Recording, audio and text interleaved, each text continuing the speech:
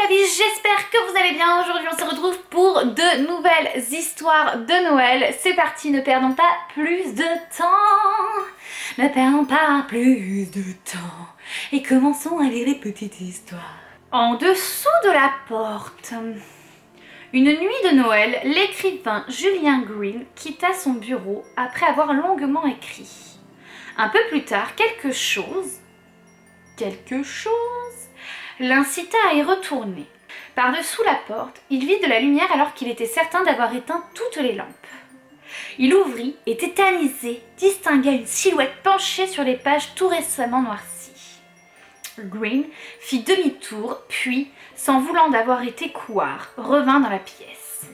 Mais cette fois, il n'y avait plus personne et l'obscurité y était totale. C'est quelque chose d'assez bizarre. Il a peut-être vécu quelque chose de paranormal, ou peut-être qu'il y a eu un problème avec l'électricité aussi, et que il y a eu... Ouais, ok, pour moi il n'y a rien de bien transcendant ni de magique dans cette histoire, mais c'est pas grave. Les Pois et Walter. Il s'appelle Walter Hudson et le 25 décembre 1987, il fait parler de lui dans les médias américains relayés par ceux de beaucoup d'autres pays. Vautré dans son canapé, il pose à côté d'un magnifique sapin de circonstance et non loin d'une image du Christ ainsi que d'une statue de la Vierge Marie.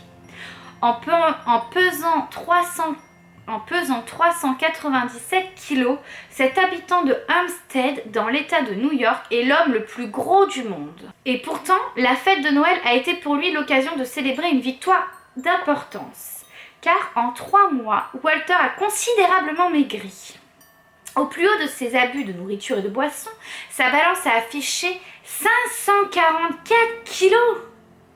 Ces dernières semaines, Hudson n'a plus absorbé que de l'eau minérale, des jus de fruits et une formule vitaminée. Un grand jour donc pour Walter Hudson qui, pour la première fois depuis très longtemps, a pu franchir la porte de la pièce dans laquelle il vit. En ces temps de la nativité, il s'est promis de ne plus écouter ses vieux démons et de continuer la descente, non pas aux enfers, mais vers des mensurations, grâce auxquelles, un de ces prochains 25 décembre, il ne ressemblera plus à une grosse boule.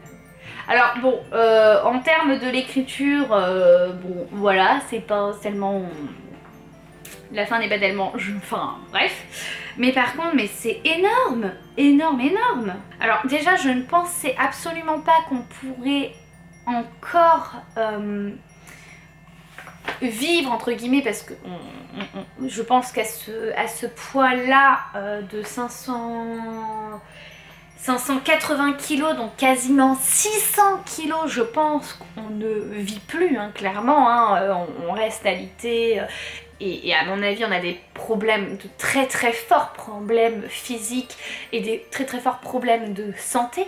Mais par contre, je ne pensais pas qu'on pouvait atteindre un poids comme ça en étant toujours en vie, par contre. Mais c'est bien, enfin je sais pas ce qui l'a motivé. Peut-être que son médecin au bout d'un moment lui a dit écoutez, là il faut vraiment que vous fassiez quelque chose parce que vous allez mourir clairement.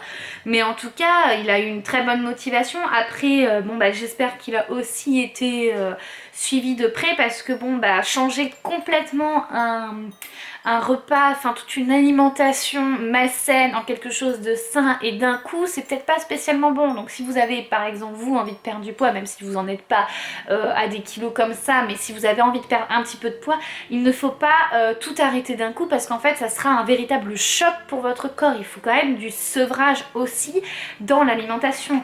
J'aurais bien aimé savoir aussi son âge, tu vois, enfin voilà, savoir s'il est toujours en vie et savoir surtout bah, si effectivement il a tenu en fait son pari de perdre autant de poids, quoi. Mais c'est impressionnant, impressionnant. Et surtout faites vraiment attention à ne pas justement vous laisser aller dans la malbouffe, dans l'exagération de nourriture. C'est important pour votre corps de bien manger et de manger sainement, et il faut faire attention au surpoids et surtout à là c'est vraiment de l'obésité morbide et c'est très très malsain pour votre santé et vous pouvez vraiment en mourir.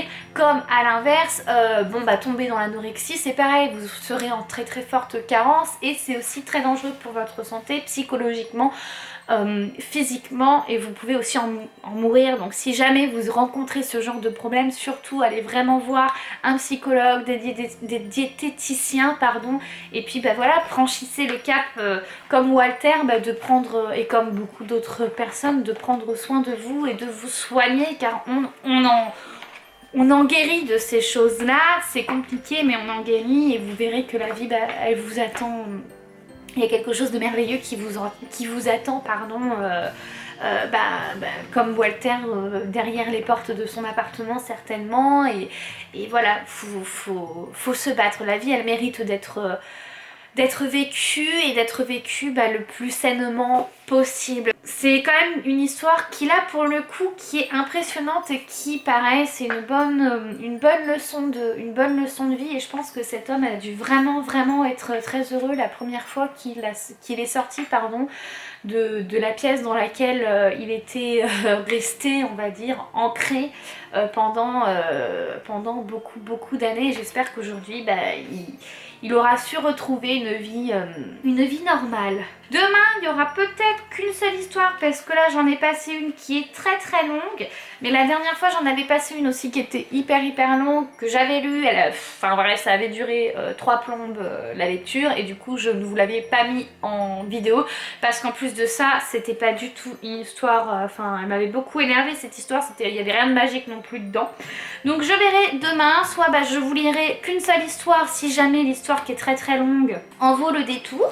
Et puis sinon, on continuera sur de petites histoires. On se retrouve demain 10h. J'espère que ces 2 histoires, ou de moins la dernière histoire, vous aura plu.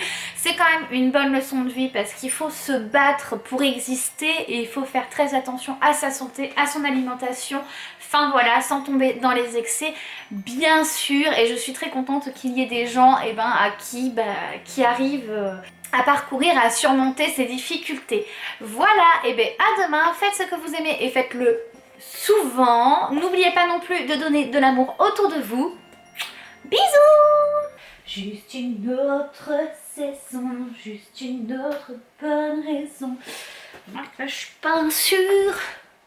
suis pas sûre qu'on me verra bien.